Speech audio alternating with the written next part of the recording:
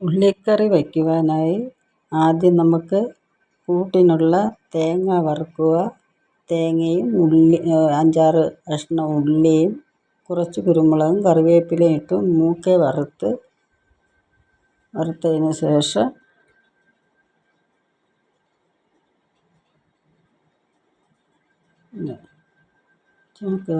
ശേഷം അതിലേക്ക് കുറച്ച് മഞ്ഞൾപ്പൊടിയും 1/4 ടീസ്പൂൺ മഞ്ഞൾപ്പൊടിയും 1/2 ടീസ്പൂൺ മല്ലിപ്പൊടിയും 1 ടീസ്പൂൺ മുളക് പൊടിയും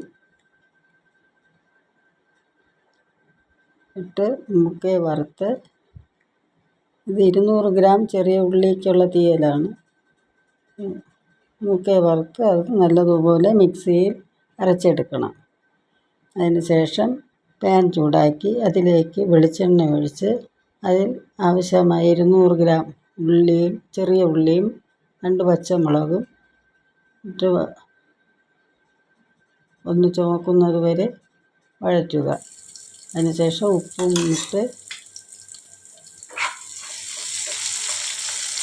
വഴറ്റി ഒന്ന് ചുവന്ന് വരുമ്പോൾ അതിലേക്ക് തക്കാളി അരിഞ്ഞ് വെച്ചിരിക്കുന്ന 2 തക്കാളി പുളിവെള്ളം ഒഴിച്ച് നല്ലതുപോലെ ഇളക്കി അടച്ച് വേവിക്കുക. കൂട്ടിട്ട് തക്കാളിയിട്ട് അതൊന്ന് ചുവന്ന് വരുമ്പോഴത്തേക്ക് തക്കാളിയും കൂടെ ചുവന്ന് വരുമ്പോൾ അരപ്പൊഴിച്ച്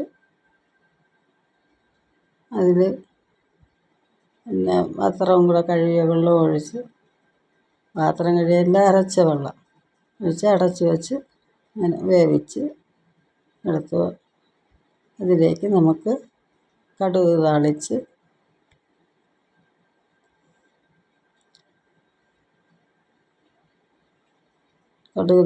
അതിലേക്ക് കടുകിട്ട് മുളകിട്ട് കറിവേപ്പിലയും ഇട്ട്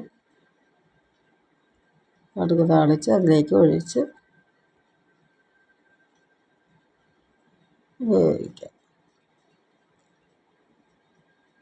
അതിലേക്ക് ഒഴിച്ച് വേവിക്കാം.